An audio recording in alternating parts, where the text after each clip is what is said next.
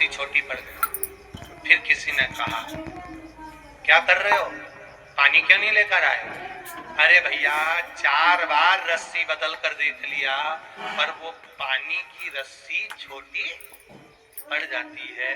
तब किसी संत ने कहा, बार बार रस्सी लाने की जरूरत ही नहीं पड़ेगी, एक रस्सी पहले की है, दूसरी रस्सी उसमें जोड़ लेता तो वही रस्सी नीचे तक चली जाती और पानी लेकर आ जाती। बदलने से कुछ नहीं होगा।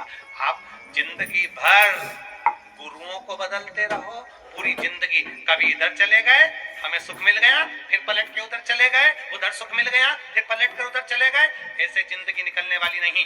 एक जगह पर दड़ी बने रहो, एक जगह पर निश्चित बने रहो। रस्सियां आती रहेंगी, जुड़ती रहेंगी, जाती रहेगी, जाएगी, पानी निकाल कर लाएगी। कितनी भी रस्सियां बदल लो, उससे पानी नहीं आने वाला। पानी एक ही रस्सी नीचे तक चली जाए, उसमें जोड़ते जाओ। अपने विश्वास को, अपनी दृढ़ता को प्रबल करते चले जाओ। विश्वास प्रबल करिए, दृढ़ करिए।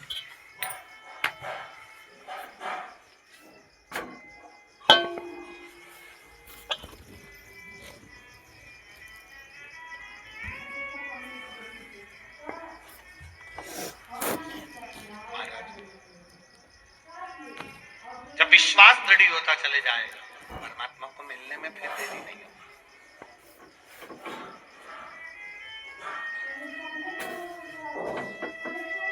अभी तक भटक लिए। कोई ने कहा यहाँ चले जाओ, चले गए। कोई ने कहा वहां पर जादू हो रहा है, वहां चले जाओ, वहां चले गए। ये मदारी और जादू का खेल नहीं है, शिव महापुराण की कथा।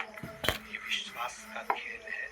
जितना भरोसा मेरे महादेव पर करोगे, आंख बंद कर उतना विश्वास तुम पर करेगा।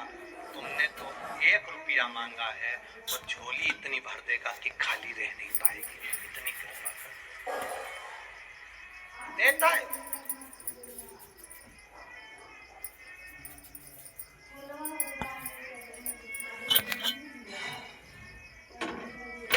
देवता देते हैं पल्ला झाड़ के, और महादेव देता है छप्पर फाड़ के। देव अधिदेव महादेव है। वो पल्ला झाड़ के नहीं देता कि तेरे भाग्य में कितना लिखा है, वो तो दे देता है, फिर भूल जाता है कि मैंने इसको दिया। आपको मालूम नहीं पड़ता कि आपकी जिंदगी के कितने दुख ऐसे हैं जो केवल जल चढ़ाने से समाप्त होते गए, तुम्हें मालूम नहीं पड़ने दिया भगवान।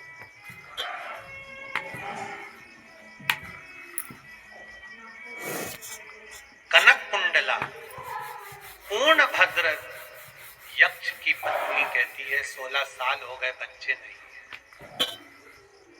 16 वर्ष हो गए, संतान नहीं है, संतान नहीं है। 16 साल।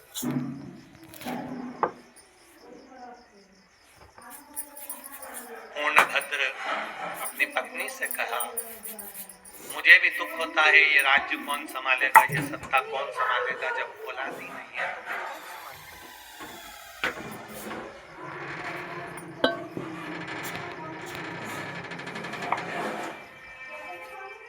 बनाओ।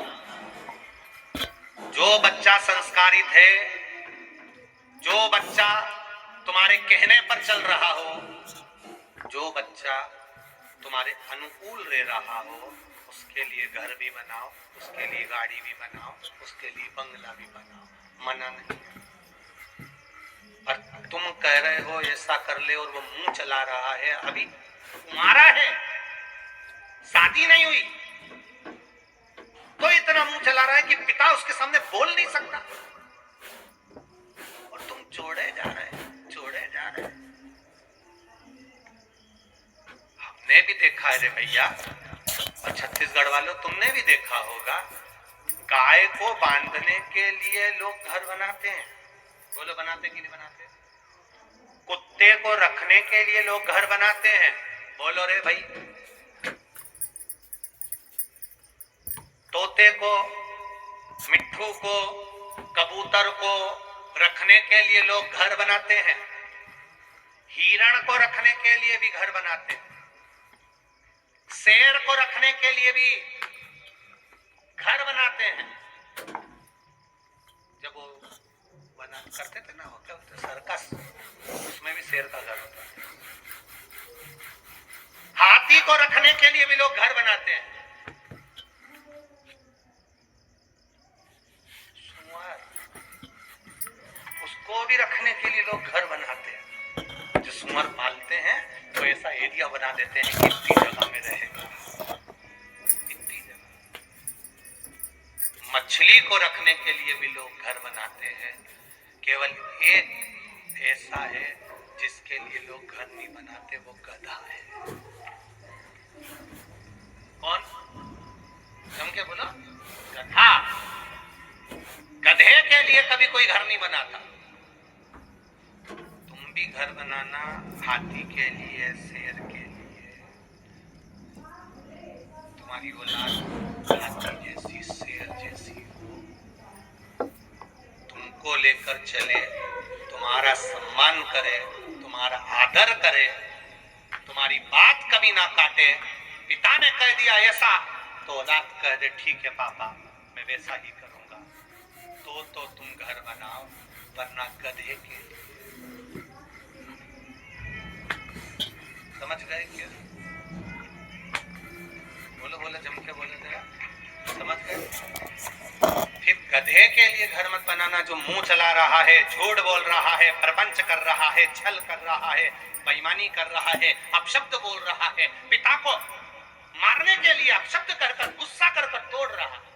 किसके लिए बना रहे?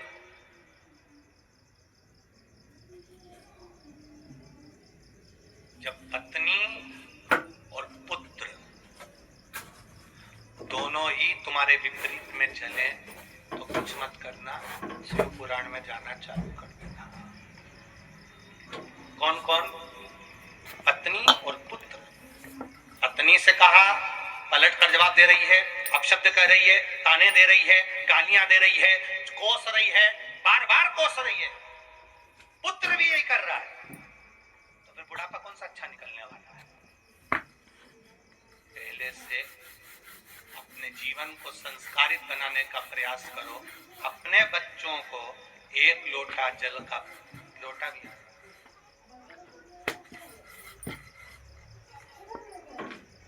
लोटा,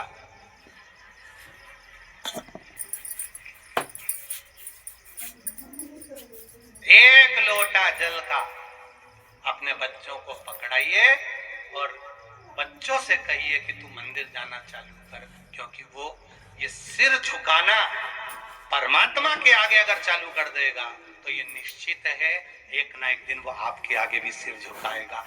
खड़ा होकर खड़ा नहीं होगा।